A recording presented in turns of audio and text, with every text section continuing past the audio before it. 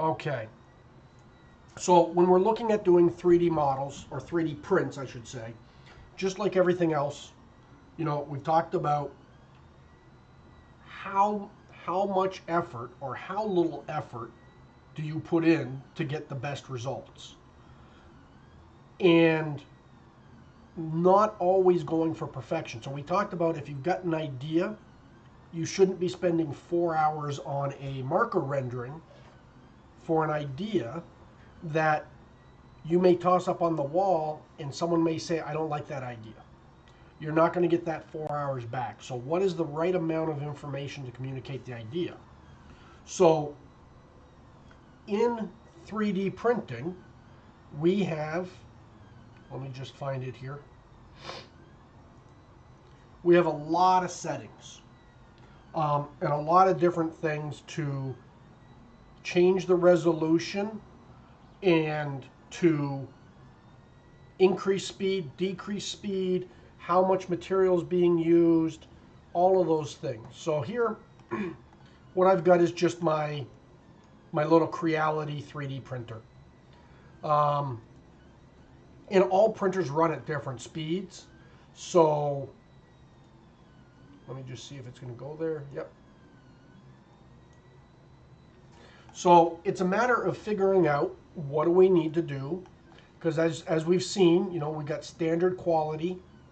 So if I just come in and slice this without touching it, we're going to see that it's probably going to be several days. And then if I increase the resolution or I decrease the resolution, it's going to adjust the amount of time. So this is a fair sized part. The Creality 3 Pro is not the fastest 3D printer out there. But we have to look at what we're doing. So on this project, I was designing it so that they need to paint this.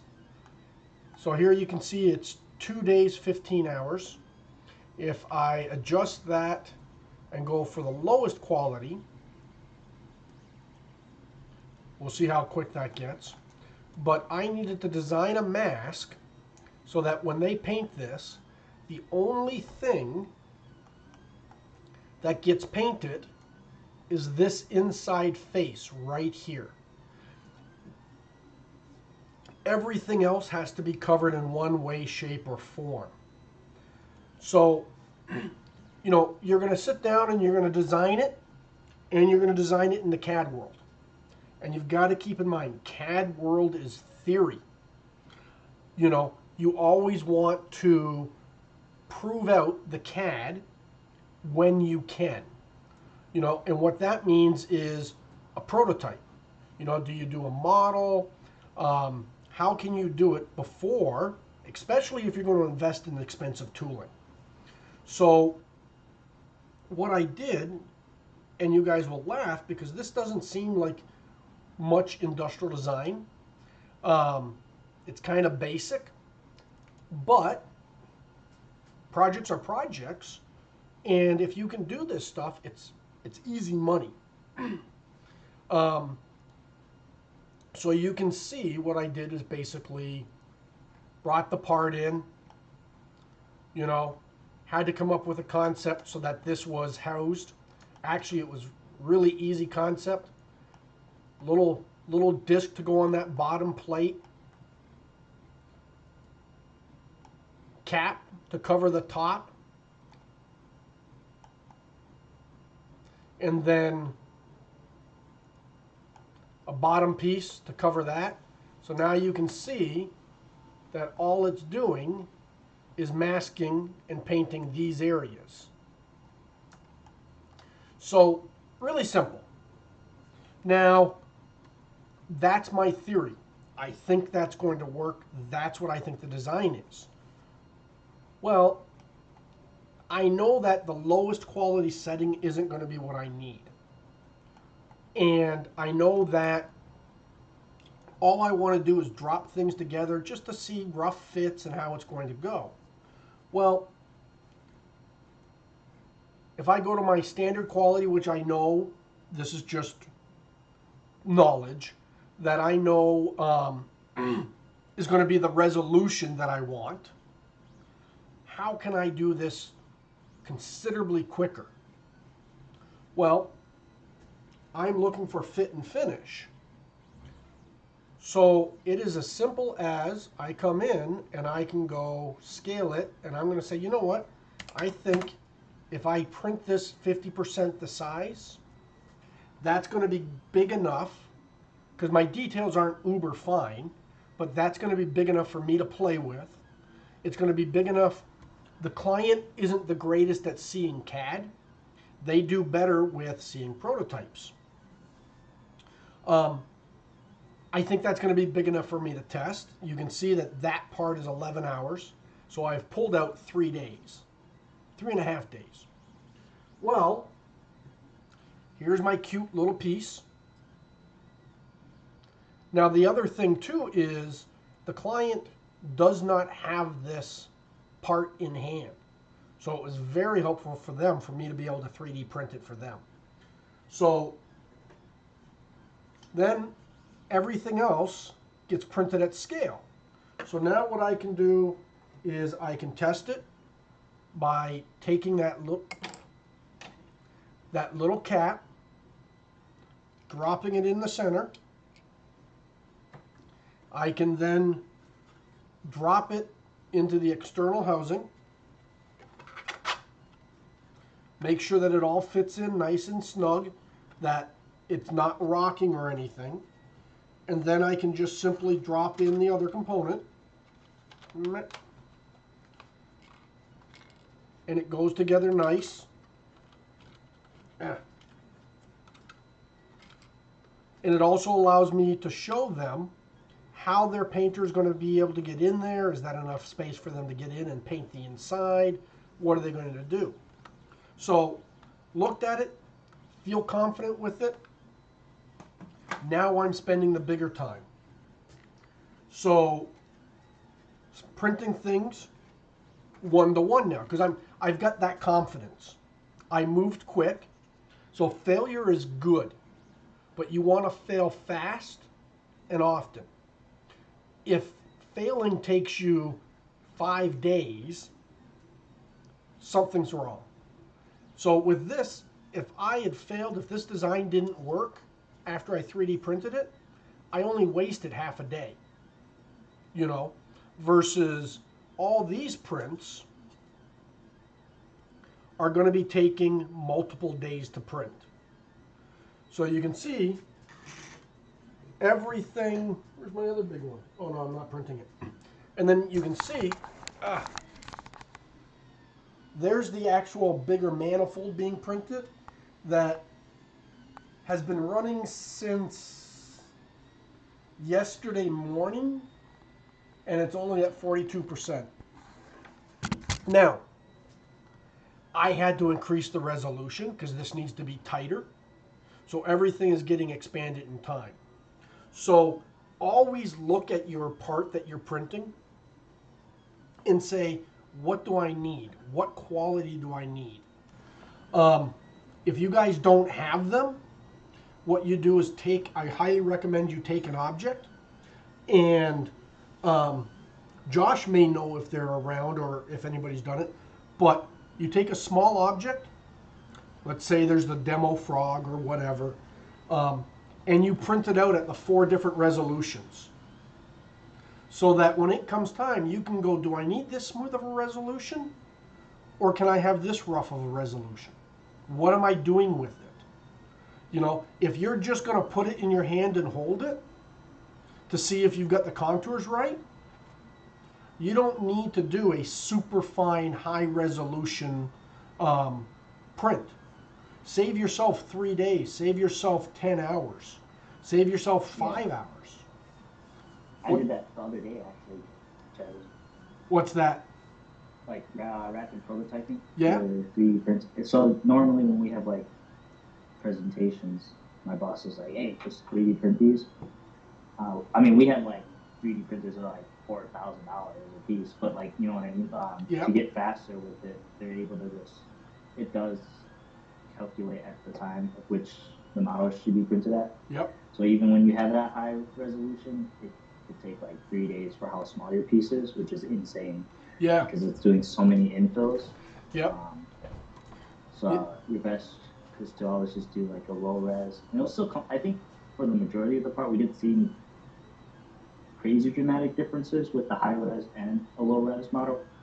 But that's just our printers. But I mean, if you're using the printers downstairs, if you're just trying to crank out a little small model, just do low res. Yeah, low res. I mean, really the biggest difference is how tight the tolerances can be.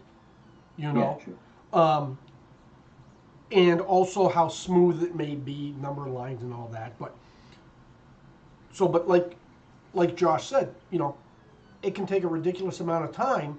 And if all you're doing is looking at it to get the overall form and feel, and I like this, pay attention to how quickly you print it or how long it's going to take to print. Any questions about that?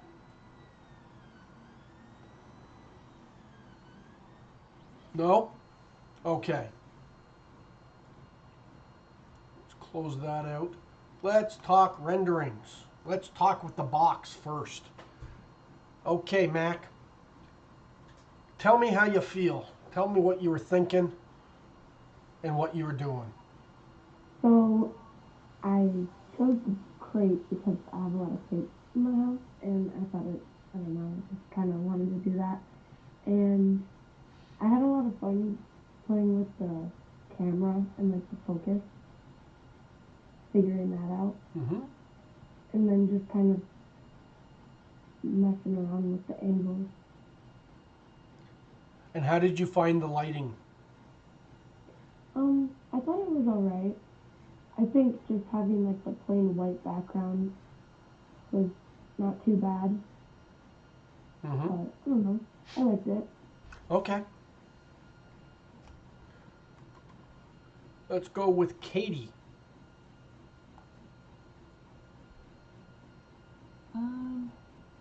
What, can you hear me? Oh, okay. I don't know. Okay. I thought this was, I don't know, I thought it would look way better than my Smeg one. Like, the Smeg, when I did it last time, it just didn't look as full realistic, I guess. Mm-hmm. I don't know why. So it was definitely way easier just going in with like a model that was already made and way more fun. So, Okay. Yeah, and I would say too many lights, you know, can cause things not to look realistic. Where in fewer lights, I do like that you started playing with the background color a little bit. Now, if we look at some of the things from a lighting standpoint, one of my questions is going to be later on is how could we or what would we do to make this more dramatic or dynamic? You know, utilizing lighting. So let's go here. Carl, how are you feeling about the lighting setup and that? I think it was good.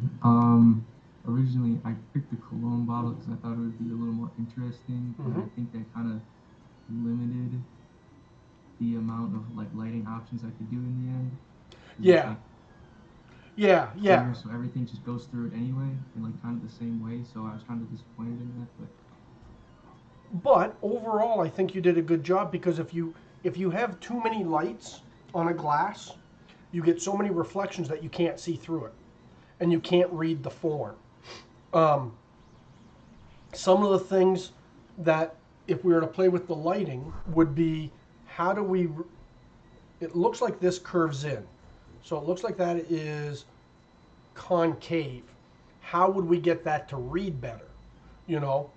And those are the things that, you know, are the nuances of lighting. But overall, I think it looks good. I think it looks very dynamic with getting that blue in there. It would be nice not to see the blue over here, but that's for down the road.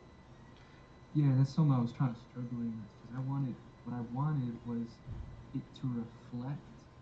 So there's an option for like the color of the background. Yep. but I wanted the color that you actually see to not be like I want it to reflect white, Mm-hmm. but like the background to actually be black or something like that, and I just couldn't figure that out. Okay. Even though I thought you showed us something like that. And we'll go through some of that as we talk about some lighting tricks in that. Danny, walk me through what you liked, what you didn't like. Overall, I thought that the general lighting process was pretty straightforward after just kind of getting the general learning curve was pretty nice. Mm-hmm. I mainly wanted to work with more like, I guess the words like silhouette lighting or when light kind of hits certain key features of the product. So I focus more on just a more all black background and more just different colored lighting just to mess around Yep. with different angles. No, and that's I like you started to get it here, which is nice. Wherein you've got this really nice highlight that's reading that edge form. Little bit too much here, and I don't know if that's a logo or not, but it looks like it's a graphic decal versus a highlight. So it's not to say that that's not what would really happen, but it's a matter of then how do you move it so you just get that light there. One of the things too that we would want to work on, like you say, you've got a little bit of the rim lighting going on here. It just doesn't punch as much, as what you've got here. Now, it's not to say that that's not good or bad. But on here, my biggest thing is that these two faces are almost the identical brightness. So it doesn't feel as if your key light and your fill light were different percentages. So while we're doing this, Danny, if you can do me a favor, take a quick screenshot of what your lighting environment looked like and toss it up for me. Okay, Liam.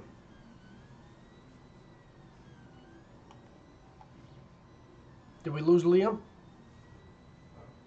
Is Liam speaking without his mic on? Liam. Hello? There we go. Walk me through what you got going on here, Liam. I just wanted to experiment with different lighting. First of all, I had the 3-point on the top left, and then more dramatic on the bottom, and then far right. Okay. To the opposite of the lighting. Talk a little closer to your computer. I can only hear part of you. I had the 3-point lighting, dramatic lighting, and then the opposite of the dramatic lighting. Okay, excellent. So so on this one, if you're going for the black and white feel with the pop of colors, not bad. Still the same thing. It's kind of muted all the way around the front, or the whole thing, where I would like to see maybe a little bit more contrast between them. Same as this one, the side rolls straight into the top from a light standpoint. So we really want to start trying to get that, 3 colors. Like you've done a great job here where this is brighter than this, and this is the darkest here. Part of that is using the lighting that you did, which looks really nice on this. We're going to talk a little bit about backgrounds in that when we start talking about composition, but something that I see a lot with students is they leave this halo thing in, or they don't do much with the background to get it to be a little more dynamic. I'm going to pick on somebody here.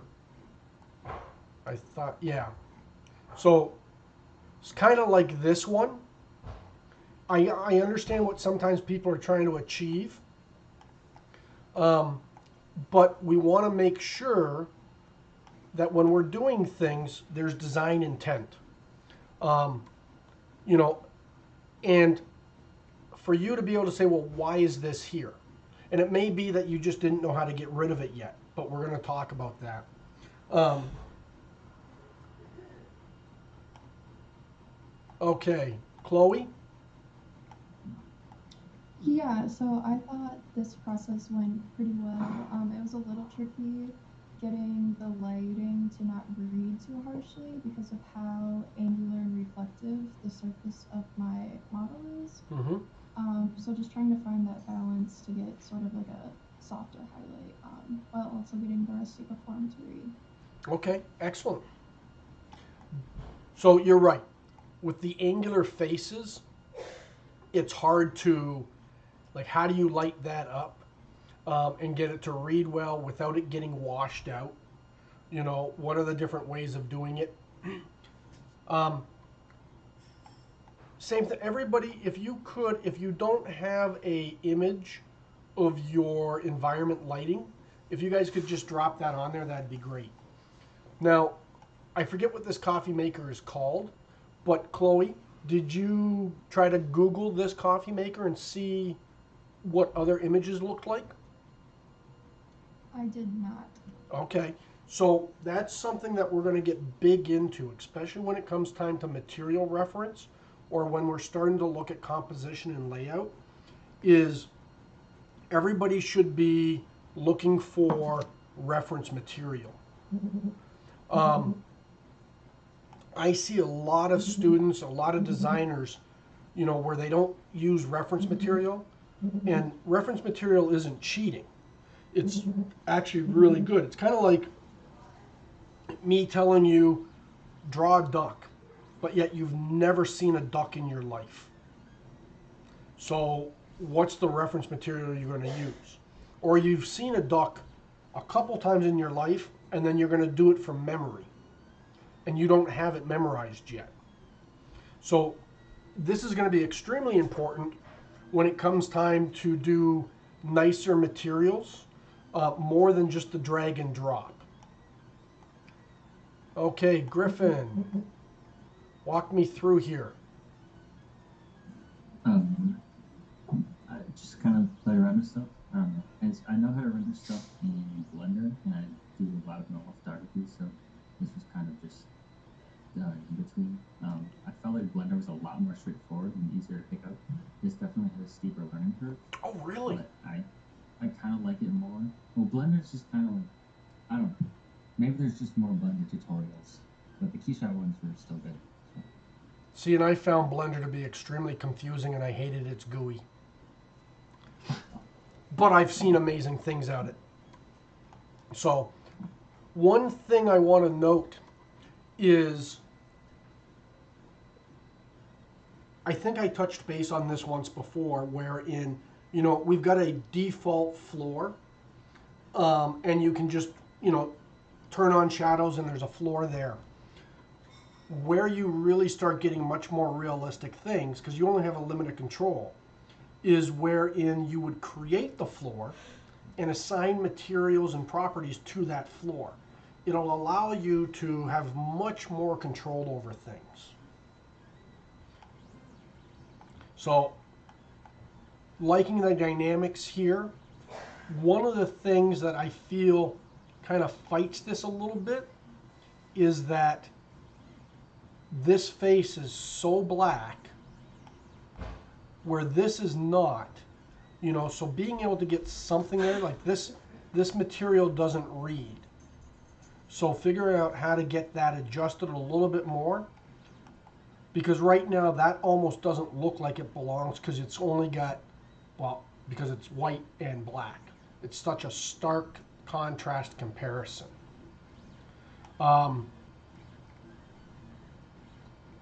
It gets achieved over here very nicely because now we've got the three different things and it's not so stark.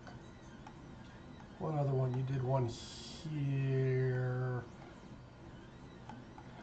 So even here, see how we've got a gradient in there for the lighting?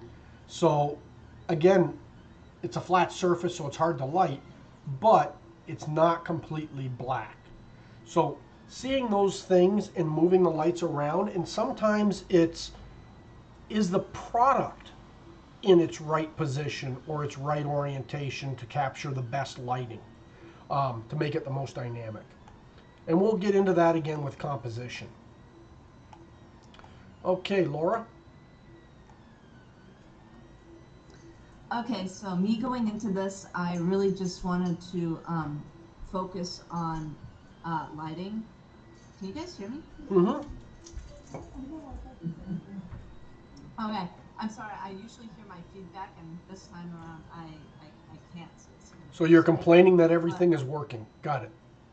Yeah, it is so weird. Everything's working fine. Where's the catch? But really, I never considered any object in three-point lighting. So after reviewing the video you had posted of the guy that's Keyshot God, and how he did it, starting with a black background, I really wanted to see if I move my three main lights around, how does that really affect the object? And then taking that into changing up the background in different colors.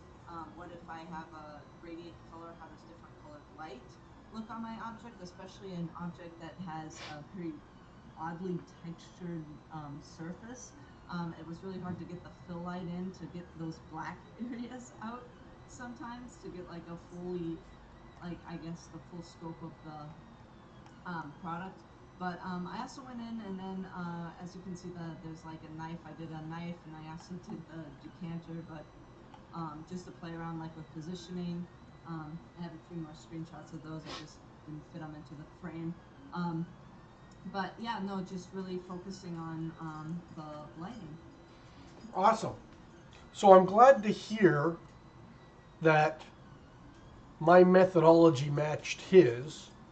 And it's not to say that that is the only way to do it, you know, where it's starting with a black background and then adding your lights. Everybody has so many different methodologies and approaches. Some good, some bad, some just the same as the other, or the end results are there. But I have found that it is kind of standard common, you know, when setting up the lights, to start with that black background and get that object lit, and then going in and adding the stuff. And I don't do product photography, real life, so I don't know if it's the exact same approach, but it is something that perhaps I would suggest one, two, all of you, whoever, go and talk with the photographers that are taking photography. Find one that has done product photography and ask them what is their approach. How do they set it up? What is the first thing they do? Second thing, third thing. It's something of utilizing that resource. I remember when I started doing automotive design, you know, I would go out in the back in the shop where the guys were dragging Bondo, and they'd be like, why do you even need to talk to us? You do all the stuff on the computer. And I told them, well, the exact way you drag this to get that highlight is the exact same way I need to build the surface. And you've been doing this for 20 years, and I've been doing it for 2. So I got a lot to learn. Okay, Antonio. Yeah, so with these models, I kind of had like a struggle moment for a minute. Like I couldn't figure out how to get the lighting to exactly like appear, and with a little help from Danny, I finally had that aha moment where he just pressed one button, and it all started to click from there. So Awesome. yeah. Nice. So what was the one button? Oh, literally with the pin, the little pin right there for the Ah, light. yep. I was just like, why is my light not showing? And it's just because I didn't have it pinned or checked. Ah, got it. Yeah, yeah. Those little things, especially when you're learning, can kill you. Or, you know, I've had it where it's been a long night, it's 2 o'clock in the morning, and I cannot figure out what the hell's going on, and then I realize the exact same thing. I didn't check a button. You know, so sometimes planning ahead, so you guys know, can save you time and stress, because doing 3D modeling and renderings at 3 o'clock in the night, in the morning, your brain ain't working right. So it looks nice. I like how this highlight, you know, that you've got going on here just doesn't go across everything. because it helps it to read that form of that hood, and it gives some nice reflections. So same as this here, I like it. There is some stuff where we have, and there's somebody else who has it too, where the model is not sitting on the floor properly. And then we'll talk later about the placement of these gradient lines. These work, but it's where we place them to make sure that they're enhancing the scene. I also had a question. Yeah. So for the window of the car, it was like very like staticky. I wasn't sure how to get rid of like that. I guess that static look to it. When you say staticky, what do you mean? Like it was kind of like pixelated or whatever. Like on my screen. Yeah. So when you look at these renderings, the reason it looks like this. Did you download this from the cloud library? Yeah, I did. Okay, so I'm just going to come here because there's two things I want to show people. So we're going to go to cloud library, and then we'll go car. And then oh, there we go. There we go. And we're going to download that because that's the one, and then we'll open that up later. So we'll talk about that, but the reason you're getting that is because this window has a texture map on it to make it look like, see where there's lines and stuff on it? Yeah. So that's a texture map that's doing it so that it looks old, so that graininess looks like it's pitted. Same as what they've done on the rims down here. Now, you could argue whether they did a good job or a bad job, but I'll show you what that is in the material. Okay, let's talk to Emma May.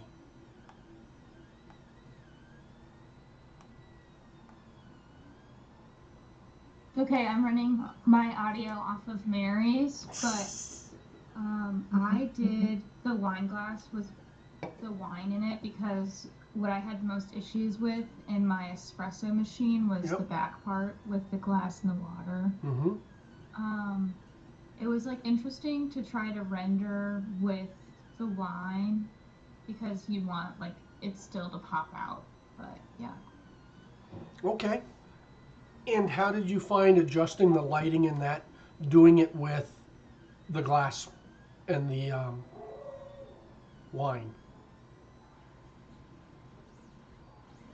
I thought it was like really tricky because it doesn't take, you know, like the traditional like 1, 2, 3 shading of like a block, if that makes sense. No, yep. So, and that's something where the shadows would play a big role on how the lights are becoming more in the scene to communicate it. Now, here, you know, I'm going to say the lighting isn't too bad on the glass, especially because you get the nice down here, but the lighting did not accentuate the wine very well. And then we'll talk about this later, but the reflection tool, we always want to have some kind of balance. But here, what worked really well, and I don't know if you realized you got it, but it's this little bit of lighting at the back that shows the color of the wine and that it's thinner there and the light is shining through. So that actually, when I see that without realizing it, that tells me that's wine, because that's, you know, that's what I'm used to seeing. It doesn't look like it's coffee, you know, because you wouldn't see that hint of red. So I think that worked nice, and like you say, there's not a whole lot you can do. The only thing, and I don't know if there's radiuses on this or not, if there's not, you'd never be able to get that highlight. But adjusting a light so that you would get a highlight on the outside here, oops, let's change the color, where you get the highlight to hit there, and then you get a highlight to hit on that inside edge. Do you know what I mean? Yeah. Yep. Or on here, it would be there, and then on the inside edge. So what that does is it just helps to define a direction. First, Okay. Zoe, talk to me. hello. Yeah. Especially, I think it went okay. I like the black background the best just because of the reflection on the ground that I was able to get. Mm-hmm. But I don't know. I think the handle, like the metal part between the knobs on that one looked a little funky. It's because of the lighting. But overall, I think it was helpful. Like compared to last time, it worked a lot better on my computer as well. So. Okay, good, good. So something that we'll have to look at, and I'll do me a favor and send me your file, because I want to, if we have time, I want to pull that up so I can see what's going on with everybody's renderings with these things. It was just a screenshot of it, so I think that's... Oh, no, that makes sense. That makes sense. So I agree. This one is this one looks the nicest. This could stand by being reduced by like 75%. And the reason I say that is because you know it's a reflection. But when I look at this immediately, this looks way too much like all at one thing. In reverse, here I see the reflection and it also fades out. So that one reads nicer as well as that. Part of the reason you're liking the lighting on this is because, like the other ones, you've got that rim light along here that defines that back edge. I like this because it reads very nicely down here with this light. It would almost be a little bit better, instead of being straight on, being something that comes along the side, because that will give you more of that form versus the straight kind of lines. Does that make sense? Yeah, absolutely, I agree. Okay. Mrs. Mary.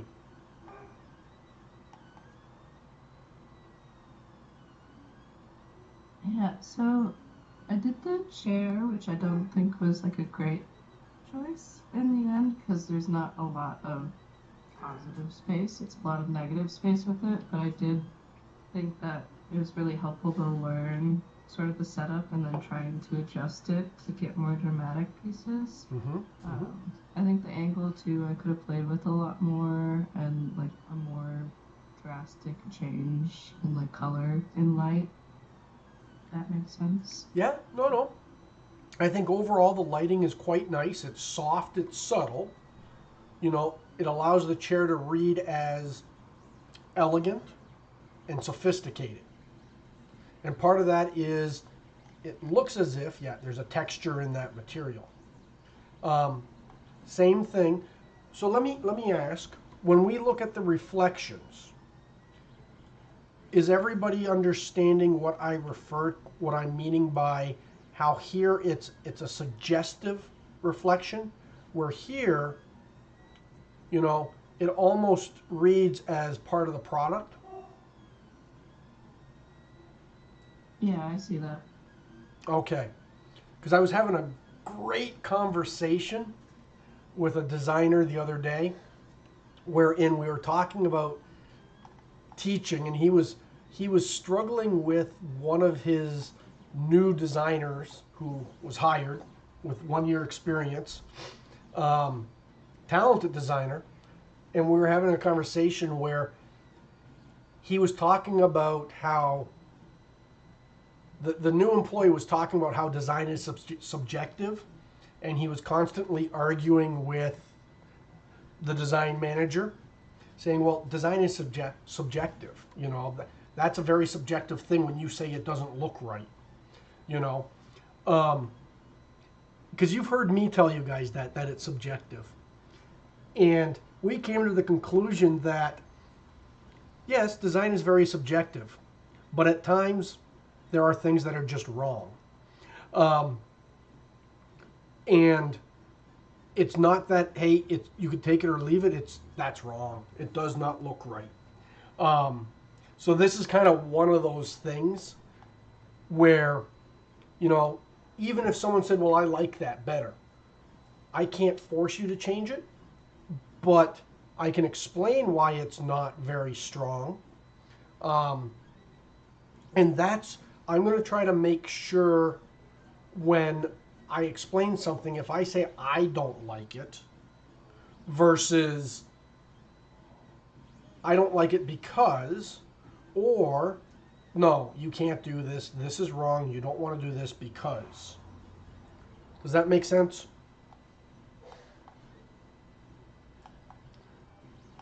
Yes? Awesome. Okay. Goofer, you finally got to do a car. Yeah, finally. I was kind of excited because I saw it when you were showing us, so I had to go for a shot. Nice. So, yeah, I started off just doing the 3-point lining just to get like the curves of the car Mm-hmm. and show the form, but not have too much light either. I did have trouble with like having the car on the ground, but I fixed that issue later on. And then I started working with like darker colors but still cool colors in the back, Mm-hmm. just to make it pop out. And then the line work is basically just showing the curves of the car and just reading them as how they are. Nice. And then the last ones are just like experimenting with like the color of the wheels, the car, different patterns, views. Yeah. Excellent. My one thing, and we'll talk more about this because right now we're talking about lighting, but we're also going to get into talking about how lighting goes and how shadows go. And I see that you fixed that down there, but one of the things to me is that this shadow is so dark that it fights with the car a little bit. Where in here, and this is partly because of the floor that it's on, so it's not as absorbing shadow as much. Where it's a little bit less of a shadow. So again, from a presentation standpoint, you know, when we talk about, I think I've talked to you about this. If not, we're going to talk about it in composition. Primary, secondary, and tertiary points of view. What is the primary thing you want to see? What is the secondary? Yeah. You know, and here with that dark shadow, I feel as if that's where my eye is being drawn to versus missing the car because it's such a deep black. So, but other than that, I think the lighting is really nice, and you're right. It's that struggle of getting some reflections that read the form, but not so many that you can't tell. Like here, you've used the zebra stripes, you know, and zebra stripes are actually perfect for reading forms. That's what they were invented for. But here it's too many. Okay. Or, like I look at this and I'm like, ooh, okay. What is all that? But I understand what you were doing and what you were going with for it, though. Okay, Roger, take it away.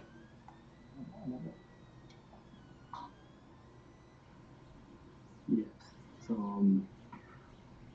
took a lot of time, into it. Played around with it a little bit, all the good stuff. What do you want me to say?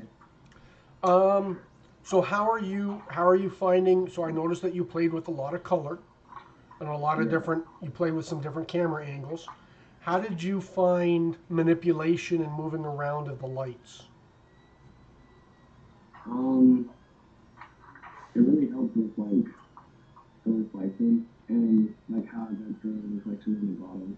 Mm-hmm. So if I had like the different lighting, it wouldn't come from the top. So I kind of changed the angle, and I had to switch. I don't know if you can tell. Oh yeah, you can tell because it's in the top image and in the left image. Yeah, so I switched them from right to left, and then from left to right to get the colors to get that reflection on the glass. Okay, awesome, awesome. So as I look at this, some of the things, so I think to start with, try to tone back on the number of colors that you're using because that's a little bit more complicated versus starting with just the white lights to get it um, to go. And again, this is going to be about composition too when we talk about this. Um, what is each light trying to communicate? So you've got the three different lights, color, and then the background. We want to understand, hey, I'm using purple because it's going to do this. Right now, this lighting seems to detract from the form, wherein what we would have liked to seen is maybe so again, you've got this part lit up and this part lit up, getting a light in there so that a highlight hits here, and then maybe there's a highlight that runs along here in order to get that white. But because of the coloring, it kind of fades out a little bit. So let's next time start, and I don't know, maybe you did start with the whites, the white lights. But the next time, The let's. one on the right. The one on the right, the one on the right. With the blue. Oh. Yes, okay, yeah. See, so here, awesome. So you nailed it. This is exactly what I'm talking about.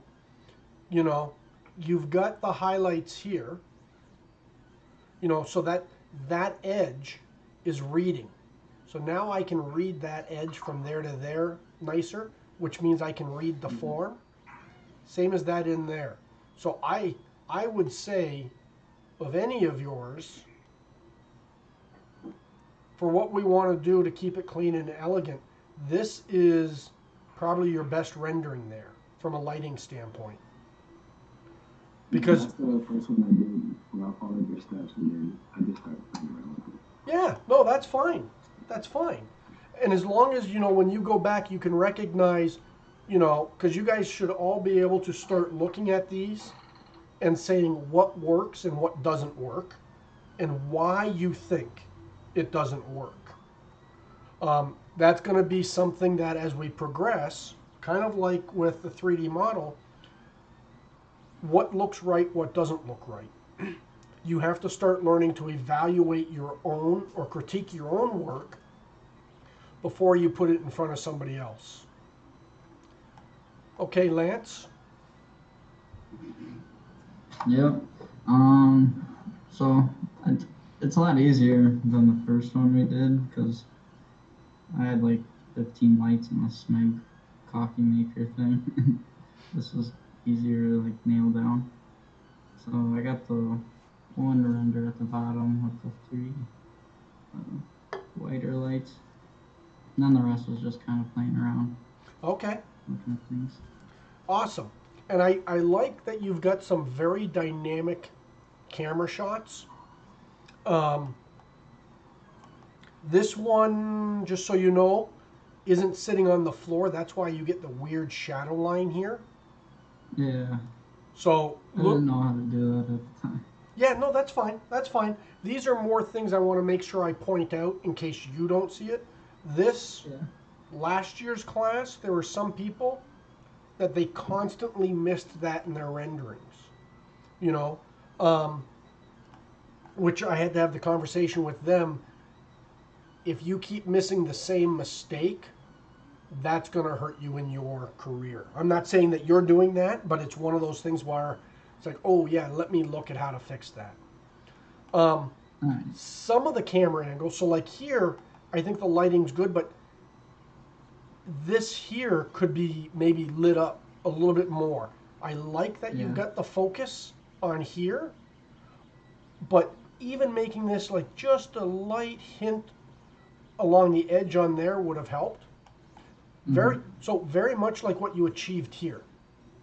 Yeah. One of the things too later on, as we start talking about camera angles and composition, and I'm picking on some of you because it's in your renderings, not because you didn't execute it, because we haven't talked about it yet. If we look at this as a composition standpoint, having this run through it is very distracting, and it detracts from the overall look and feel of the rendering. Where in a view such as this, or this are very dynamic. They all communicate things in a certain way, are very nice.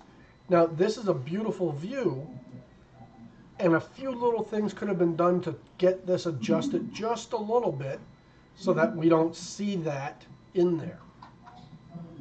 Mm-hmm. Okay, Zachary. All right, so I wrote this as a note on that top left image, but I see. I can recreate what I did for that one. I just ended up switching my file to this other object. No, I know exactly what you did. Okay. But yeah, I had the issue with the graininess, so that's why I switched to something else. But yeah, so I switched to the cans. The top right is the 3-point, and kind of adjusted it so that there's the highlight along that left side of the sanding cans, and then the top left light is kind of highlighting the top surface, and then the rim of the can that's laying over, all on the top right is what I'm talking about right now. Then in the bottom left, I was kind of thinking of that one as maybe like a beverage advertisement or something, so I was playing around with using several different colors and using them a different way to highlight the form. And then the bottom right, just kind of playing around with different lights and using like the gradients from like the top and bottom of the screen. And then I think for this one I used like the lighting background as the background. Okay, so excellent. A couple things that we always want to keep in mind, is when we're doing our lighting and we're doing our product rendering, what are we trying to show off? What are we wanting to draw attention to?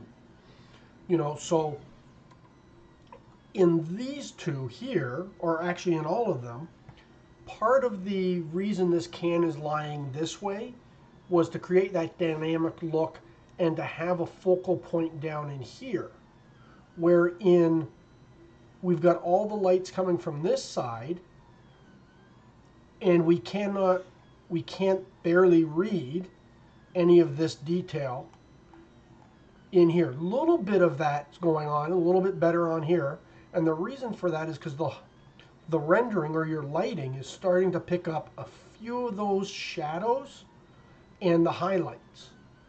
If we could have made that pop more, get it to be this kind of white, that kind of white, I think it would have read a lot better. As you can see here, the shadows are there, but there's considerably less highlight hitting it. That's why it doesn't read as much. I like what you're doing here. I think you went overboard. Because when I read this, and again, we've got to look at our thing and say, what is this light doing? When I step back and I look at this rendering, I don't see a yellow light when I look down here. I see a separate part that is a yellow material.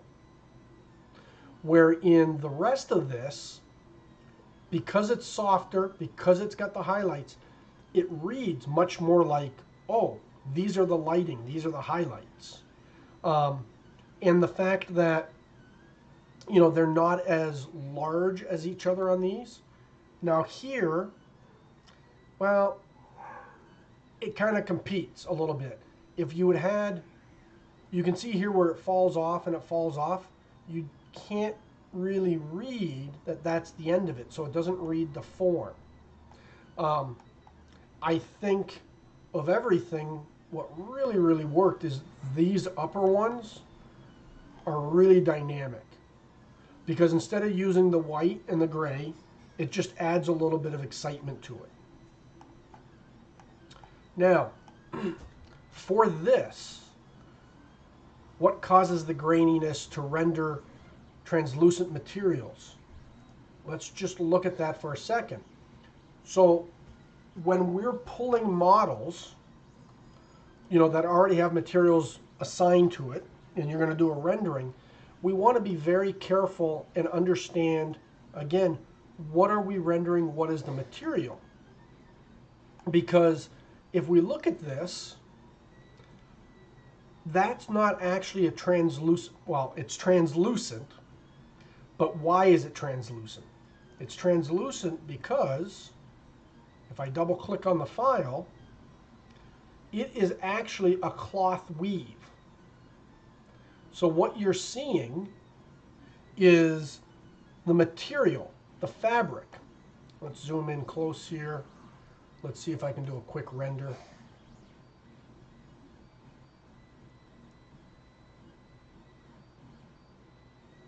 Still image,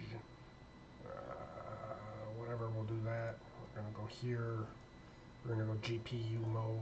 We're going to go output. Let's just turn it up a little bit. Okay. We'll render that in the background. Wait for it to pop up. Okay, going to take a little bit because a lot of diffuse in there.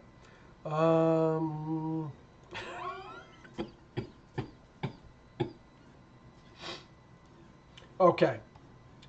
Who we got here? Ross. Ross is the last person? Ross is the last person. Okay, Ross.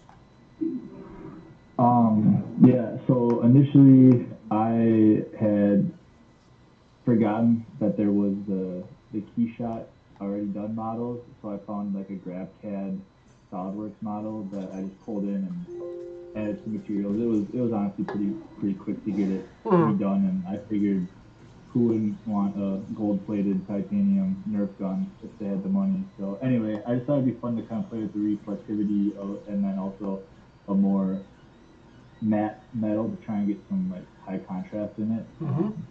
Yeah, I had fun with the initial 3 lighting, front, back, kind of playing around with it. Then adding some colors was just kind of fun to see where I could get them to reflect off different highlighted spots. And then that bottom right one was really just kind of a happy accident by switching from a camera view to a different environment that was set up. And all of a sudden it was like, wow, the lights actually kind of make a cool background effect. So yeah, it was fun. Okay, what one do you think is the best one? I think just for if you were to display this like as a product, probably the top left one. It's just simple and most clear. Okay, so good. One of the things too is understanding, so I'm glad you articulated that if you want to communicate the product shot, blah, blah, blah, blah, blah, top left one. That's how you're defining what is the best one. Now, it may be what is the most playful one. That could be a different thing. But on all of them, whether they're playful or not, I'm going to say that this one reads the best from a highlight standpoint, from a shadow standpoint, reading the overall forms. For example, this handle,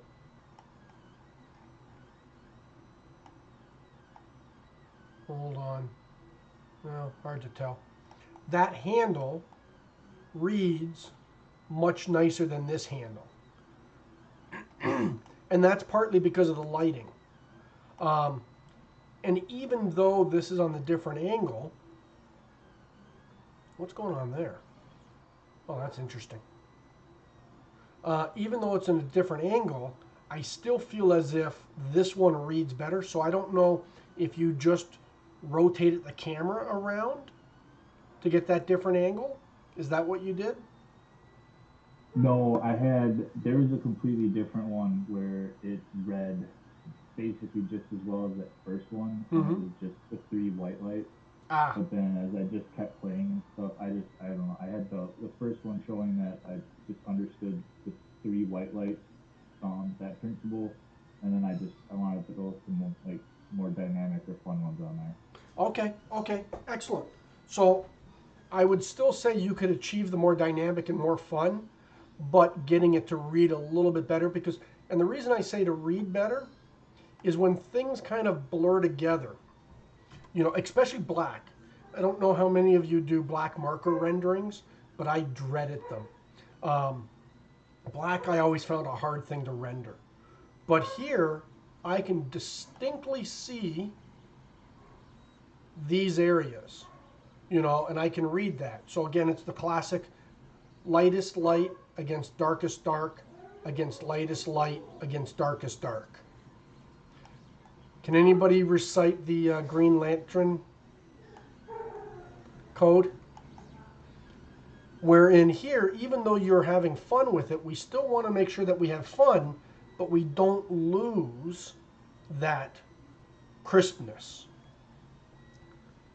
Okay. So, how's everybody feeling? Do we feel like we've progressed in our understanding of lighting and a little bit more confident and comfortable with setting up some lights? Definitely. Okay. And you can see in the past, and I this is how I started off doing renderings too. Oh, it's not bright enough. Let me add another light.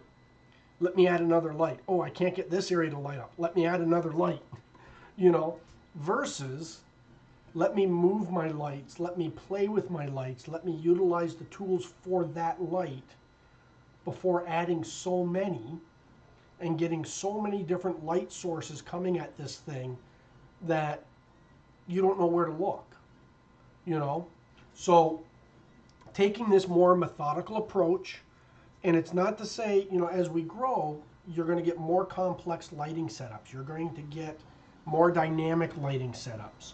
But we need to start, you know, with that start point and get it to, hey, I like this, now let's build on it.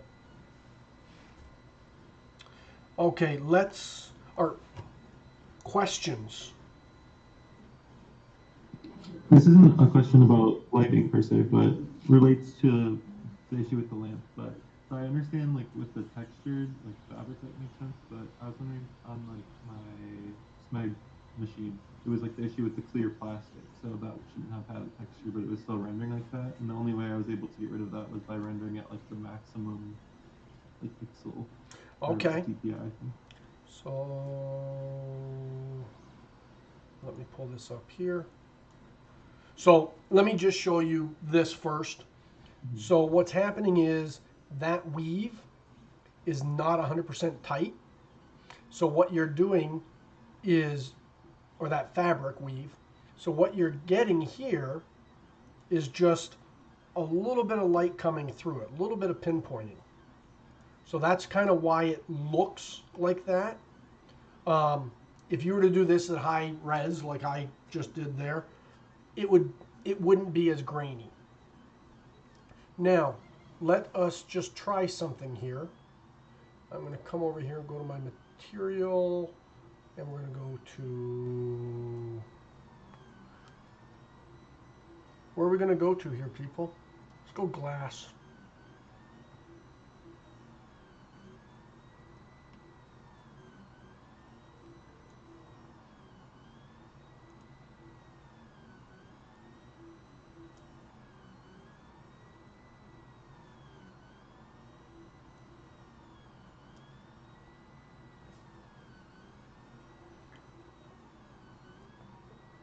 So whenever you have a light in there or something, you can see how we've got a little bit of this graininess going on.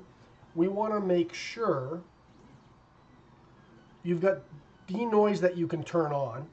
And what that does is, so it's kind of like in Photoshop. Has everybody used the noise tool?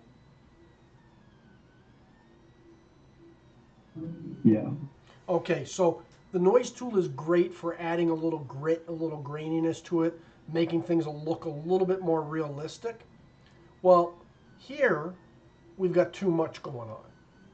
So what we can do under image is we have the ability to turn on denoise, and you can see here where it cleans it up.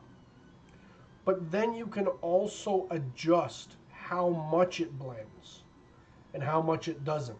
So this is an area where we can tweak a little bit more. And then also, if we come to our lighting,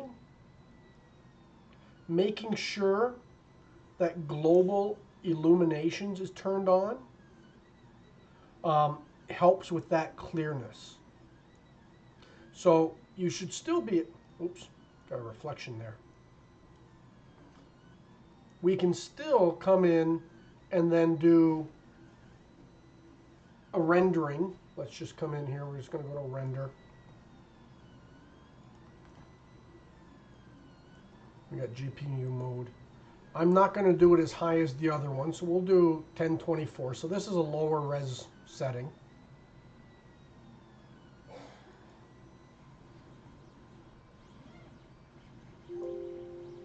So you can see here where I turned on global caustics.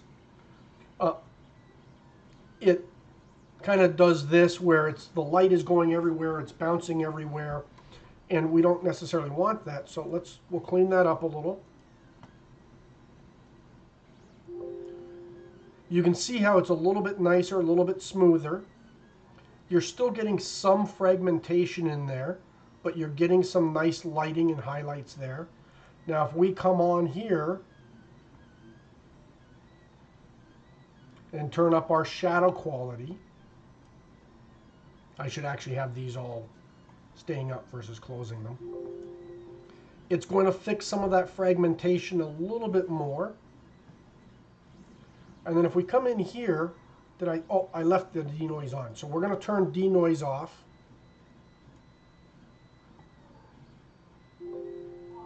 And you can kind of see we've got that graininess now. So if I turn it on, and we're just going to set it to the highest setting, which I think is 1. Yeah, which is 1.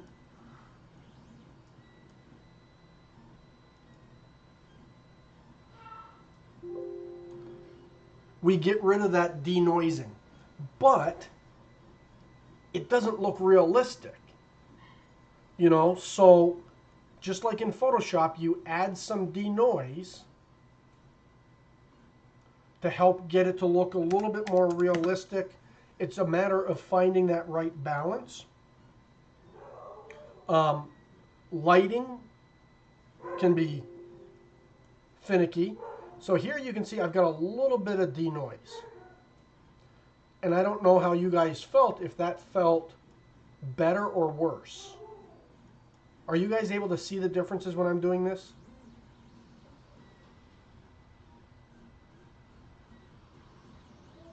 Yes? Yes. Okay. Okay, let's take a 15-minute break. We'll come back at 7:30, and then what we're going to do is we're going to start walking through how to set up a scene and different dynamics that we can do. And let me stop the record, please. Someone remind me